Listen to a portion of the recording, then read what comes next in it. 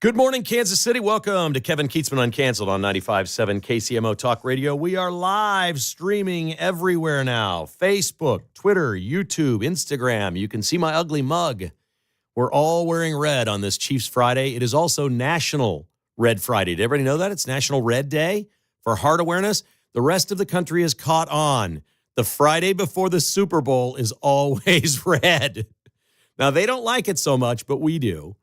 So we'll take that, and we'll put that feather in our cap. But if you'd like to start watching the show, and this will evolve and grow. It's going to get better and better and better. But if you just want to check me out and, see if I've got a zit right here or something like that, or if I got a bad shave today, whatever it may be, we are streaming live on Facebook, Twitter, YouTube, Instagram, anywhere. KCMO Talk Radio. That's KCMO Talk Radio.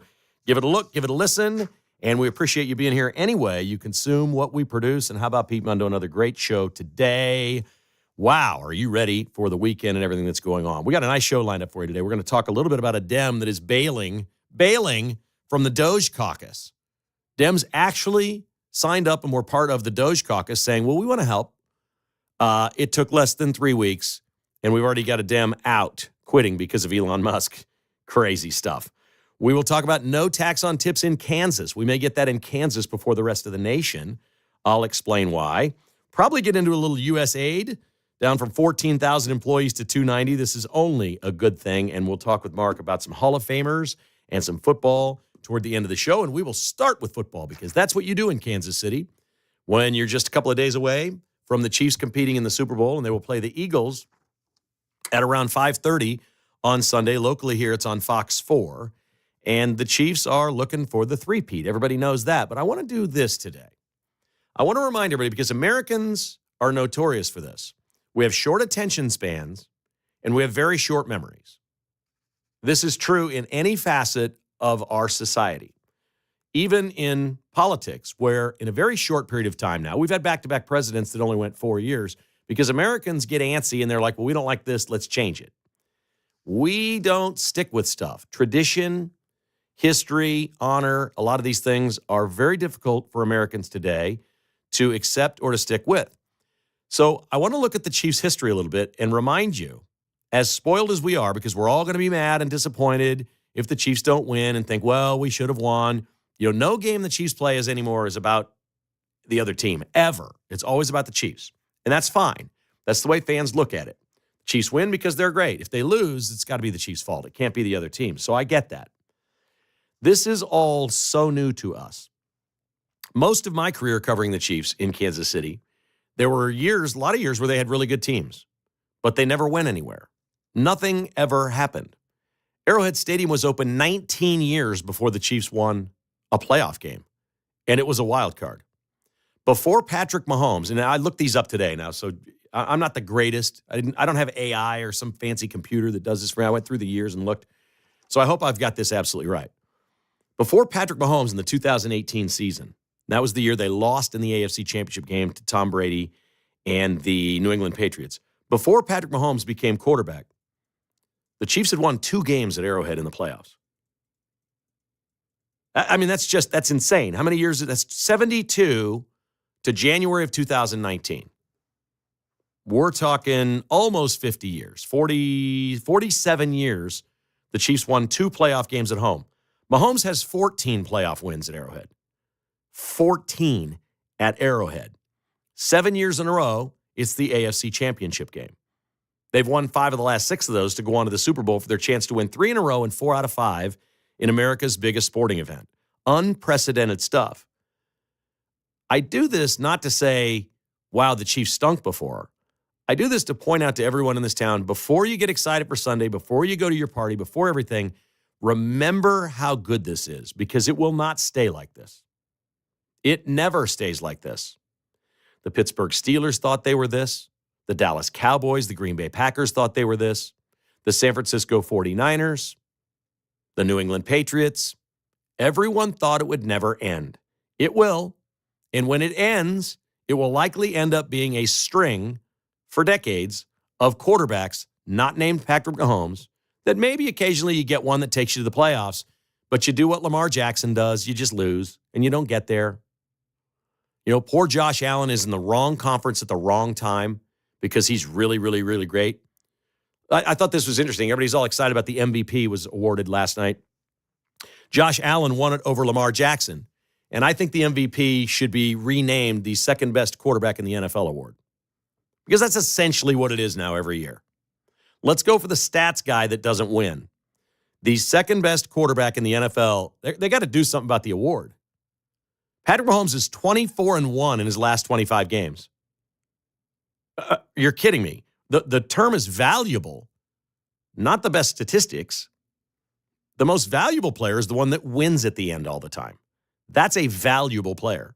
So the award is all shot to begin with. It literally has become the second best quarterback in the league wins the MVP. That's what it's become. And that's how good Patrick Mahomes is. And people who really know football and really understand how to win football games, there's already people saying if he wins this one, they're going to scratch Brady and call Mahomes the greatest of all time. Because if the Chiefs win this one, it will absolutely be because of Patrick Mahomes. He'll do something dramatic at the end, or he'll just have a killer game where he throws 4 touchdown passes. Something will happen that he's won the game. And Tom Brady can't say that about their 7. The first couple he won were like 17-14, 20-17. It was just all defense. And he didn't do much. And that doesn't mean Tom Brady isn't the greatest quarterback of all time. He just isn't Patrick Mahomes. The game has changed. What we're seeing now is just insane. And that's how good the Chiefs are. But enjoy this for all that it is. Live it up. Savor the moment. Do not take this for granted. It is absolutely possible that the Chiefs are not back in the Super Bowl again for 10 years or longer. It seems unlikely, but it can happen. We don't know. You don't ever know about injuries. You don't know about, the makeup of the rest of the team. You don't know how long Andy Reid is going to coach. Trust me, Andy Reid leaves. Patrick Mahomes' best days in the NFL are going to be under Andy Reid. I can promise you that. No matter who takes over, the next coach may win one. I mean, every single opportunity you get, just remember how special this is. If you're a person of a certain age, you remember 50 years of Chiefs football, between Super Bowls, that it was forever and a day. And the Chiefs never even really got close. 93 season, they got to a title game and lost at Buffalo. It never got close. 50 years of football, Chiefs didn't get close. So savor it, enjoy it. It doesn't happen all the time. One other Chiefs note, I love this. Tom Brady was not at practice yesterday. All the Fox Sports crew was there. Tom Brady was not. This is not even being reported. And I haven't talked to anybody. I don't know. I just know how the Chiefs are and I know how things work. I don't think the Chiefs allowed Tom Brady to be at their practice. He is a part owner of the Raiders. And I think either Clark or Andy or both decided he is not coming in.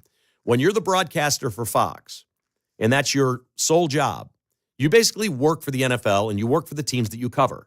They allow you in. It's like talking to your lawyer or your doctor. What you tell them is secret. It's private. The other team isn't going to find out. And you don't share what you see or what they tell you. It's a code in the NFL. Then along comes Tom Brady masquerading as a broadcaster because he's horrible. He's absolutely dreadful. And now he owns part of the Raiders. And it's been controversial around the league. Do we let him in the meetings? Do we let him be around the team? Whatever. The NFL decided, yes, we're going to let him because, he's Tom Brady. And from what I can tell, Burkhart was there, all the sideline reporters, everybody was there from Fox yesterday at practice, doing the interviews, meeting with the coaches, all that stuff, on the field, seeing what the Chiefs are going to be doing on Sunday. And Tom Brady was not there. He's not sick because he was on shows everywhere. I think the Chiefs booted the goat out and said, you ain't coming in here because you own part of the Raiders. And I am all for that. And that, ladies and gentlemen, is how you win football games. That's a little thing. But they just hired a new coach with the Raiders. Tom Brady's an owner. You just don't let him come in and see how you do business. You don't. If he finds one or two little things that he sees the Chiefs doing and goes back and tells his coach, it becomes a negative for you. You don't do it. I think that was awesome. I love that a lot.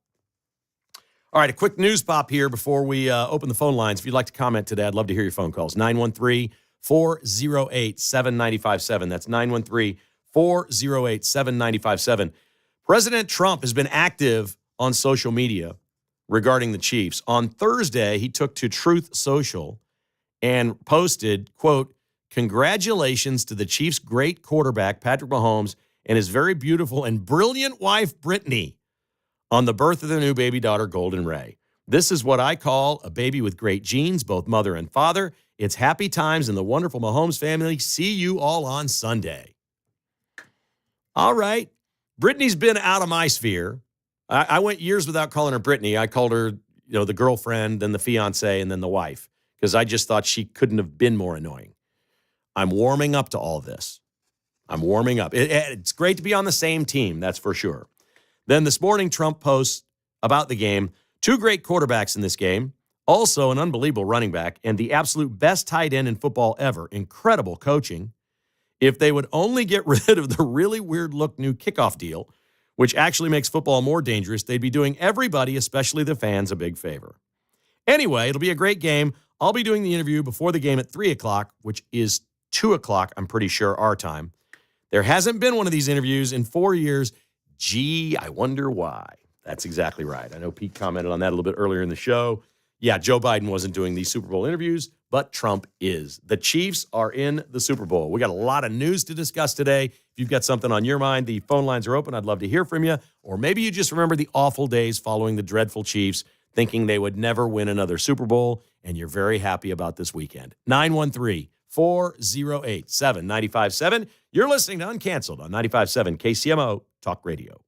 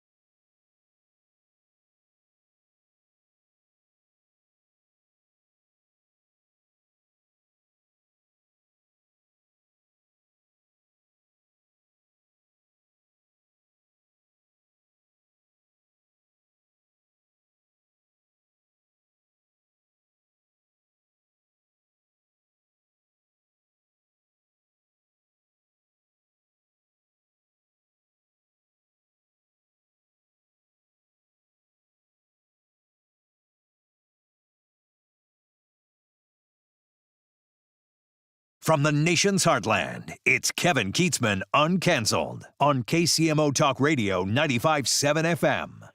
It's been a few days since we updated you on Kyle Coomer, who was in here a couple of weeks ago talking about his experience on January 6th and his incarceration in a prison in Illinois. A few days after that, I got a call from one of my podcast sponsors who said, I want to hire him. Can you put us in touch? And I called Kyle and I said, here's the number. And he called him and he said, I'll let you know I'm looking at a couple of other things. And Kyle at the time said he wanted to reopen his print shop and go back into business doing that.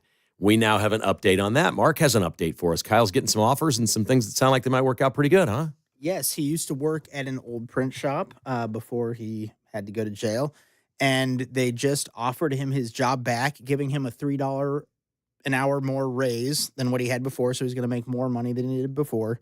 And they're also going to allow him to print his shirts in their shop, which he had to print it somewhere else before. Okay, so he can sort of do his business where he's working for someone else. Exactly right. That's the perfect world. Yep. Because that's what he really wants to do, right? Exactly, yep. All right, we got to find a way. We're going to have to have him get us some KCMO Talk Radio shirts and some other cool stuff and get folks hooked up with him. An unbelievable story. If you haven't heard that, it's on the podcast page at kcmotalkradio.com. Kyle Coomer, January 6th prisoner, who took his mom to see Donald Trump on January 6th and got caught up in the thing. It was a remarkable day and interview, and he's got a great story to tell. And it's so nice that so many people in the community are reaching out to him, trying to make a difference in his life as he returns back home and tries to dig out from basically what this ordeal has done to him. It's just been a very, very difficult situation all the way around. I want to update you. Pete did this about an hour ago on the young man from Kansas City, the sports reporter who died in New Orleans covering the Chiefs. His name is Adon Manzano.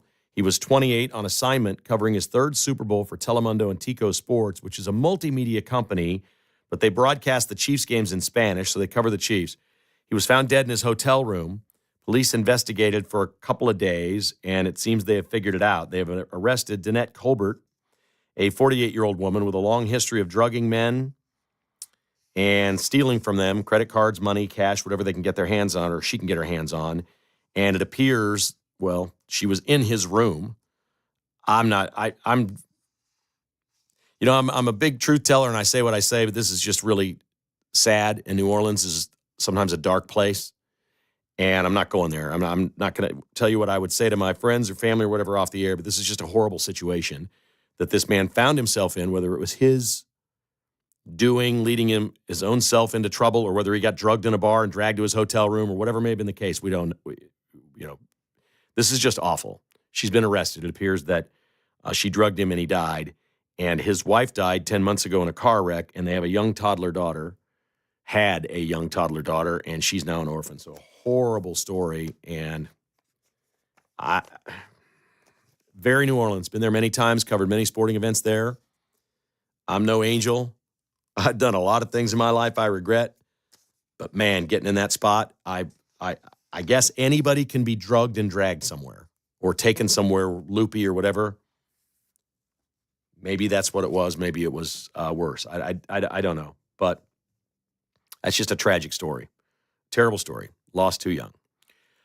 All right, Mark, my screen is messing up a little bit here, buddy. What do you got for me on the phones? Let's take something that picks it. All right, let's go to Wes in Gladstone so you can pick me up a little bit. Wes, how you doing? Yeah, well, I wanted to talk about the curse of Arrowhead. That might not lift you up, but it literally was. Been lifted up. It literally was a cursed place. The Chiefs were never going to win a playoff game there, ever. Yeah, so am I correct? The last game in old Municipal Stadium was the Christmas night loss to the Dolphins, where Jan Stenerud missed 2 or 3 field goals, right? Sounds great to me. I'm a little younger than you, I think. I believe that was a sudden death game. It went to overtime. The Chiefs lost. That was the last game there. Okay. And then they didn't win a playoff game in Arrowhead until Joe Montana beat the Steelers, like in 93 or something. They won one, and they got a win in 91 in a wild card against the Raiders, and then 93 against the Steelers, if I recall. Oh, okay. Yeah. Okay. But, yeah, that was the curse of Arrowhead for all those years, man. You know, the way old Municipal Stadium went out with that sudden death. Well, they used to call it sudden death. Now they call it overtime. I guess they had to clean it up or something. But, yeah, that was kind of what started the curse. But what Mahomes has done is just incredible. I mean, I think he's already the GOAT, man. I mean, that's probably controversial to say, but what he's done is, when you went through all of the numbers, it's just staggering. Yep. It's the good times. Enjoy every one of them, because there really was. We used to talk about a curse at Arrowhead. I think a lot of people have forgotten that they played several home games at Arrowhead in the playoffs and couldn't win them. Like, this team was never going to win a playoff game at Arrowhead. And they had some good teams too. Yes. But they played the wrong style of ball for the postseason. Yeah. They just did. Because you could sit there and think, okay, they're fairly equal to John Elway and the Broncos or whatever. But then here'd come Elway. The game's tied. It's 3rd and 17. You got him in a great spot with a minute and a half to go, and Elway completes a 28-yard pass or scrambles for 32 or something. And they just... It's like what Mahomes does to other teams now. Exactly right. Exactly right. And it was easy to see. And I used to have those discussions with Marty Schottenheimer all the time. I'm like, but these quarterbacks are so important. And Marty didn't really like the quarterback much. He wanted the quarterback to be sure-handed to hand the ball off to the running back. That's it. I think the playoff game that they finally won, I saw this today because I saw the box score. Steve DeBerg was 9 out of 13 in that game. And the Chiefs won 10-6. When they finally won a playoff game, it was 10-6, and their quarterback was 9 out of 13. And so it goes. You know what I'm saying? Here is Mark in Brookfield. Hi, Mark. How are you? Oh, pretty good one. All right. Thanks. When did Democrats start using ID cards? I was listening to Pete and watching Fox News, and the Democrats are out in front of the Department of Education showing their ID cards. I'm a congressman. I'm a congressman. Here's my ID card.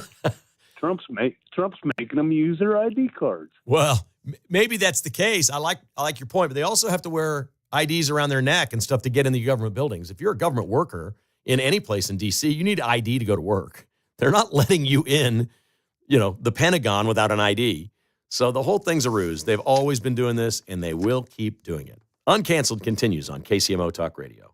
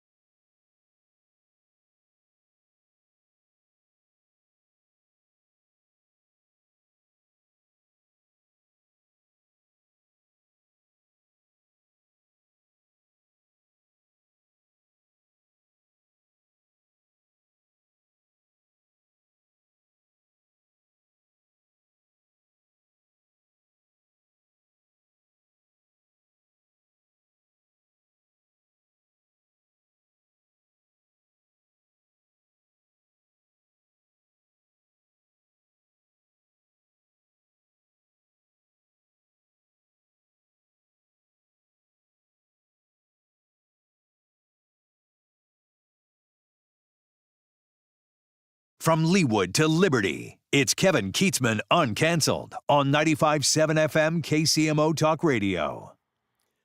Welcome back to the show. Big weekend ahead, the Super Bowl. Sports show going on. It's pretty cool stuff. My father-in-law wants to go. That's always a fun time. I used to take my kids, and we would do the trout pond and fish indoors in the middle of the winter. Pretty cool stuff. So you'll enjoy yourself if you go to the sports show. Have a good time down there. Everybody's talking about Doge, Elon Musk, and all these government cutbacks. It's been a blast. Nobody sounds like they're more hurt than Val Hoyle. She's a Democrat congresswoman from Oregon. She joined what is called the Doge Caucus, which is bipartisan, Republicans and Democrats in this caucus to work with the government to cut unnecessary spending. So Democrats did this because they're clearly in a district where people like hearing that. Well, it didn't take her long. She's gone. She doesn't like Elon Musk. She says, and this is separate from, the caucus is separate from Elon Musk and what he's actually doing. She says about Elon Musk that she quit. She wanted to fix the system, but can't because Musk is, quote, actively breaking the system. Oh, there's a nice principled lady. She wants to cut spending, but she doesn't want to cut Musk's spending. What, did she want to propose something? She's in a caucus. Come up with something. We'll cut something you want to cut. Trust me, Republicans will say yes right now. If there's something this Democrat wants to cut, bring it up. It'll happen. She says Elon Musk is, quote, burning down the government, unquote, and creating tax breaks for billionaires. I've not heard of one tax break in the cuts yet. I've not heard anything like that, not one thing. I like USAID going from 14,000 employees to 290, and the buyout for all the government employees has been extended. I heard him say on one of the news updates today it's on hold. No, it's been extended. It's going through the weekend because people are making their decisions at the last moment, and they're pouring in, so let's go. Let's see if we can get to 100,000 people who want to leave and take the buyout. Jeff listens in Arizona, streaming to the PHX, I'm guessing. Hi, Jeff. Welcome to Uncanceled. How are you? I'm doing great. I live in Shawnee, but I spend my summers out here, or my winters. I'm sorry, I got my days all mixed up. So my winters out here. It feels like summer, doesn't it? It feels like I was watching the Phoenix Open yesterday. There wasn't a cloud in the sky. It was 81 degrees, and everybody was just throwing a party like it was June. Well, I've been here a whole month, and I'm not coming home till April, and it hasn't been rain yet. But anyway, I do spread the news about you out here. I got everybody on most people on Mundo, and now I'm trying to get them to start listening to you through the same app I do. But my call is about the 60,000 layoffs. The problem with that is most of the time you have layoffs like that and buyouts, the smartest people leave, man, because they know they can go get another job out in the real world. And yeah, I mean, there's 2 million employees. I'm still not worried about losing people. I know, but it always, when you got a big layoff, when you take the buyouts, it's always the smartest and the brightest people that work there. Because they're going to go to work. They're going to go to work and double dip. I'm with you, right. but this is so much bigger than anything else. Like every corporation does this. Apple's done this. The biggest companies in the world have done this. You're right. You know exactly how this works. The government is so big, and there will be, we'll always, if we get the right people in, if Trump and Elon, if we lose good people, they might just likely replace them with better people. Because right now there seems to be a calling for people to want to help. I'm loving it, man. I haven't got the grin off my face since November, man. I feel a little ashamed of myself, man. But I'm good with everything he's doing. A great show, and I'll keep spreading the word about you. Thank you, Jeff. I appreciate you listening in Arizona, and you enjoy that sunshine today. I think they got another beautiful day there. Phoenix Open is every year the weekend of the Super Bowl. It's a golf tournament. They'll get like 175,000 fans on the golf course on Saturday afternoon, and it's crazy. They have to cut off beer sales. People go absolutely nuts. Is that the one where they throw the beers onto the green? Absolutely. Tiger hit a hole-in-one many, many years ago. They threw the stuff all over it's a par 3. It's now a stadium. They build literally a stadium around the par 3, and there's some 35,000 people just on that hole. And when he hit the hole-in-one, they threw stuff on. That was his last appearance. He said, I'm never going back. He didn't. He didn't like Tiger was not as fun then as he is now. Like, he seems like he's a pretty cool guy and having fun with the guys, but he was a very elitist golfer, for what they portrayed him to be. Hey, he's breaking all these barriers, whatever. It was like golf, and I don't look at the fans. I don't give high fives. I'm not doing autographs till my round's over. And if you're throwing stuff, if you're getting wound up and crazy, I'm out. So he was one of the first to leave the Phoenix Open. And for a long time, players wouldn't play there. Now the tour's in such disarray, they make because of Live Golf. A lot of stars have gone over to that. They make all the best players go to Phoenix, and they should. It's fun to watch, and it's a pretty good time of year to be in Arizona, no doubt. It's also a pretty good time to be in the state of Kansas. If you have not heard this, Kansas may beat Trump to no tax on tips. The legislature in Kansas has a bill forthcoming about no tax on tips in the state of Kansas for just what you'd think. Service workers, anybody that works gratuities, caddies, whatever it may be, no tax on tips. And I assume this would apply to, I don't know, babysitting. I don't know if babysitters, but there's a lot of people that make a lot of money watching kids and doing whatever. And I don't know how they do their taxes. And I'm not the tax man and don't really care, to be quite honest. But I don't know why, if they've got a supermajority, Kansas can't pass this. This seems like a no-brainer.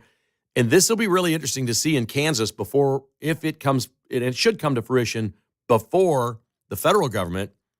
I want to see where the Democrats stand on this. These were their voters. These are people in restaurant workers unions and you know, the chef in many restaurants, the chefs are cut in on the tips. Everybody gets cut in. When you tip your server, the bartender gets a piece. Places that still have busboys get a piece. Everybody's in on it. And some of these folks are in unions, depending on the state and what their actual position is. And that's been the Democrats' sweet spot for so long. I cannot wait to see. The only way the Democrats are going to have a chance down the road is if they jump on board on some of these things. And I'm telling you, if I were a Democrat, if what was really important to me was, let's say, LGBTQ, or I'm a race baiter, or abortion, I'm wanting abortions all over the place. You can probably just kind of put that on a shelf and agree with some of these other things. And I'm surprised maybe they don't. When you see items like men and women's sports polling at over 80%, and Democrats aren't out there saying, yes, let's pass this, they're missing a real opportunity, because even their base thinks it's wrong. And I don't know why. We've gotten so dug in. They say we're polarized, and it's a shame. And I always say, I'm sure they say the same thing. It's their fault. Obama started this, all right, and it's continued, but America's decided. It's obvious now. We see it in polling on a lot of these issues. Americans want spending cuts. They don't care about USAID. No, until Monday, nobody knew what USAID was. Nobody in America knew what this was. Nobody'd heard of it. You've heard of the CIA, the FBI. Nobody'd heard of USAID. And if you did, you read it as USAID, and you thought it was, oh, well, isn't that a nice thing? That's America helping sick people in war-torn countries, or hurricane relief, or, it's like the American Red Cross. No, that's not what it is. That's not even close to what it is. And it's now been pared down from 14,000 employees to 290 that are almost certainly going to move over to the State Department. And USAID will be gone. That's what Americans want. And why Democrats are just screaming about it. They're losing. They've already shed so much of their party. Apparently, they're just wanting to commit suicide completely, political suicide. Because I promise you there are Democrats that think it's a really good idea to get rid of that. The only people that don't are people that work in the industry. So whatever your industry is, whatever it may be, you could be in the construction industry, you may be in the restaurant business, you may be in retail, whatever your industry is. You're into things in your industry that your customers aren't. Ultimately, we all have customers. So you're into, I'm way more into media than 99% of the listeners of this radio show. I wouldn't come on here and do an hour of media every day. But these Democrats are so dug in on government, the funding, the grift that comes back to them for their campaigns, containing and maintaining their power, all of these things. They're so dug in on this and so disjointed from the rest of the country that they don't know how harmful this is for them to stay dug in on this. Democrats should be stepping up everywhere saying, you know what, we really probably can do without USAID. We can probably do without that. We're over budget every year. That's $50 billion right there. We can go ahead and save that money. The important things, let's put over here with the State Department. Let's talk about what's important. Let's have that debate. Let's keep a few things. We'll appeal to Trump and say, hey, please keep this. This is important. This is not a $40 million Sesame Street television series in Iraq. That's not important. So this other stuff right here is important. Can we keep this? But now there's a trickle-down effect. USAID gets cut, and something called the Jesuit Refugee Service, which is in the European Union and mostly Ireland, Europe's changing. They're just taking immigrants in like crazy. London's falling. London's going to become a Muslim city, Muslim majority city in time. It's exactly what it will be. The Jesuit Refugee Service took 100,000 immigrants, or is taking, into Ireland, and they have to send them back now. They'd set it all up. These people were all coming to Ireland, and they don't have the money for it because USAID is not funding it anymore. So when you're funding things like illegal immigrants coming into Ireland and giving them their cards, you're just like, where do these people get their phone cards? Where'd they get their Visa cards? All these people running around America. Well, we know now. It was coming from USAID working with other organizations in other countries, putting money in the pockets of illegals to come to America and to other countries. It's no wonder it's the first big thing Trump wanted to do. He's defunding illegal immigration all over the globe with this by taking one department of the federal government apart from 14,000 employees to 290. So maybe there are two, and this seems to me, my mom asked me last night, I went and had dinner with my mom, and she said, well, what's going to happen? We lose all these people. Somebody's got to fill their space. I said, no. Mom, there are literally that many people either not doing anything or they're only doing a fourth of what they should be doing. And so if you cut half the employees, the other half have to pick up the slack. Nobody's saying this will be easy for those that stay. You lose a couple people in your department and your department stays, you're going to have to do more work. Guess what that is? That's the real world. That's not the government world. That's the real world. And you're going to be asked under Elon Musk and Donald Trump with Doge to work for the government like you're in the real world. You're going to come to work. They're going to fire people, a lot of them that don't come to work. If that's your holdout, you better take your buyout. You can get paid for 8 months, but you're not going to find anything outside the government where you can sit at home in your boxer shorts all day, and not do anything, report to a 10-15 Zoom meeting that lasts 12 minutes, and that's your day's work. Then you go to the dog park for a couple hours and get a latte in the afternoon. Those days are over. You need to come to work. We expect it. We're your boss. We pay taxes, and we expect people that work for the government and spend our money to work for the government and spend our money wisely. It seems like a very small ask in my book. 913-408-7957 if you'd like to join us on Uncanceled on KCMO Talk Radio.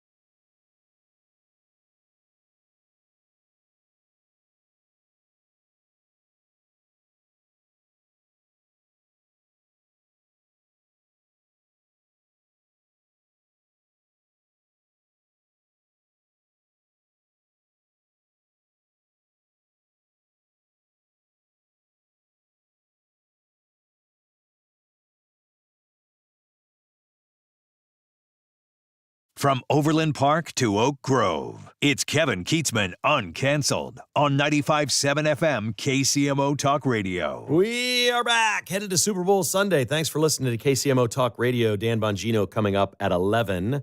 Mark will join us in a moment. We'll get his thoughts on the big game coming up Sunday. Right now, this is Tremaine in Topeka. Hello, T-Town. How are you, sir? Hey, Kevin. Yes, sir. Hey, yesterday you had Matfield Green, that really good band on the radio, their song. Yes.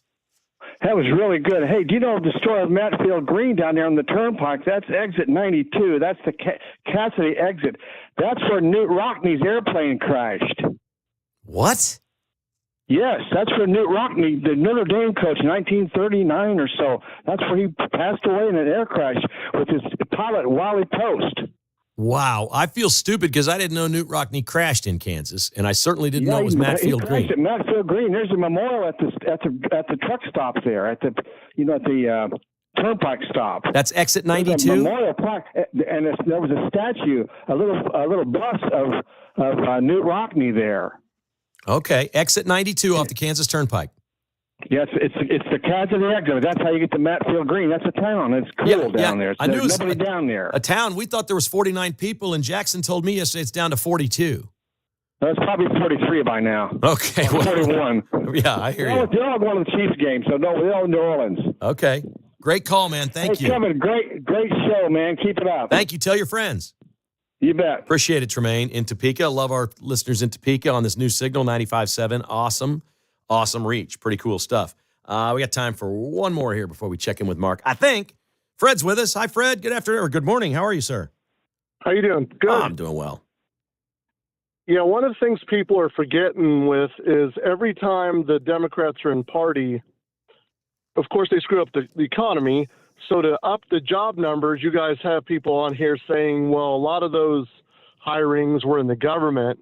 That's them hiring people to monitor sunflower seeds and a paperclip counter, clearly jobs that are nothing, that don't do anything but pad those numbers. So that's one. Two, I said this to Mundo and I argued with him, with all that money that the teachers union said that they had, the teachers were afraid to go back to class because of COVID, and they got hundreds of millions of dollars, and almost none of that or none of it was spent. So here's my point.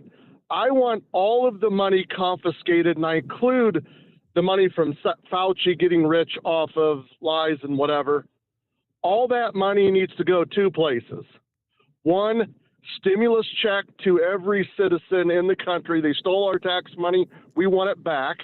Two, a large portion go into Social Security, which they've stolen and stolen and stolen. Okay. I like where your heart is. I don't like where your head is. If you send a check to everybody, you're going to be sending it to a whole bunch of people that didn't pay taxes.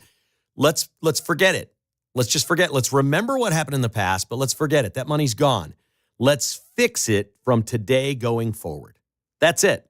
Let's clean this crap up and let's go forward in a better, more responsible way. We will all benefit from that. Everyone in America will benefit from that if we do it that way. So I like where your heart is. I think I would just do it a different way. I'm not for any stimulus checks. I'm not for bailouts, buyouts, stimulus checks, whatever. If they want to set up a program where government employees can walk away and get paid for several months, I'm good with that because those salaries are going to be off the books before the end of the year. And that's what this is about. You got to cut costs everywhere you can. And if we lose 700,000 federal employees and don't replace them, it's not going to be any skin off my back. I mean, you kidding me? The stupid stuff our government does and waste time on. How about we get rid of the IRS and turn it over to a computer? I'm serious.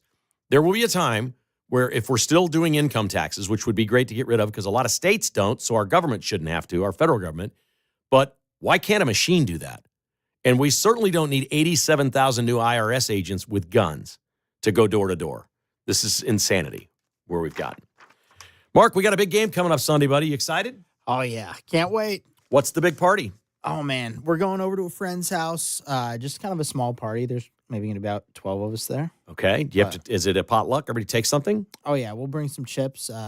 That's all they told us to bring. Chips. They told us to There bring is chips. no Van Sickle specialty? You know what? We did have some whoopie pies that we were maybe going to bring as well. I'm sorry, what? It's a dessert. It's like a home baked good, kind of like a Taylor Swift Pop-Tart type thing. Okay. So it's a dessert one of Heidi, my wife's friends, makes. Does it come in its own little container, or you slice it up and several people eat a pie? It's its own thing, but I can't eat a full one. So yeah, cutting them in half is my Like about the size of a chicken pot pie? Yeah, A exactly. whoopie pie. And what's in it? It's got so it's kind of like a cookie on the outside, and then it's got like a nice vanilla type filling on the inside. I would like that. Mm-hmm. I'd like that very much. Really they were good. making beignets down there in the break room. Oh, really? Yeah, I'm gonna have to check that they were out. testing them out here at the radio station to make sure they'd be okay on Sunday. Hey, They'd I'll not try made that. I mean, they had to be microwave beignets, right? There's no oven down there, is there? There Or fryer? might- Are those fried? There's a fryer. Yeah, they might use that. Did they have frozen ones that you heat up? That doesn't sound right. They said they were making beignets down there, which is obviously a New Orleans thing. Harris Faulkner, I used to work with at Channel 4, was on with Pete earlier today. They were talking Chiefs. Yes, so. All right, let's hear what she had to say about the big game on Sunday with Pete Mundo. Score, I don't know. I don't do well with spreads. I just want our offense to do what the defense needs it to do. The defense has been there. Harrison Butker has been there. I often pick him as the most important player along with Chris Jones of every game. But I want our offense then to have those stars catch those balls that Mahomes will throw. Go Chiefs! All right, sage analysis there. She did not give a score prediction, though. Okay, I'm sure she has the Chiefs winning. Oh, yeah. Yeah, pretty cool deal. I hope that Harrison Butker is not a factor. Yeah. Let's just go win one. See, I have him kicking the game-winning field goal. Okay. 27-24 is my final. All right. I'm going 27-20. I'm locked in on that score. I think that's exactly what I picked against Buffalo, and that was good luck, and the Chiefs wound up in pretty good shape on the thing. So you think it comes down to like the last kick? It could be. Just like a couple of years ago, he scored, what was it, 2 seconds left in the game, he makes the field goal? So not a technical walk-off, but basically a walk-off. I saw an interesting – we talk about turnovers a lot in big games. I saw an interesting prediction today, and I think it was Adam Schefter. I'm not the biggest Adam Schefter fan on ESPN. He said, look, let me just tell you this. The team that turns the ball over first will lose the game. That makes sense. I mean, that could be like the opening kickoff. That's a weird prediction. I've never heard anybody go that direction, but you know that the team that recovered it obviously has the turnover advantage at that point. Have a great time Sunday. Can't thank you enough. All the kind words folks are saying about me being here at KCMO Talk Radio and all our new friends on KCMO.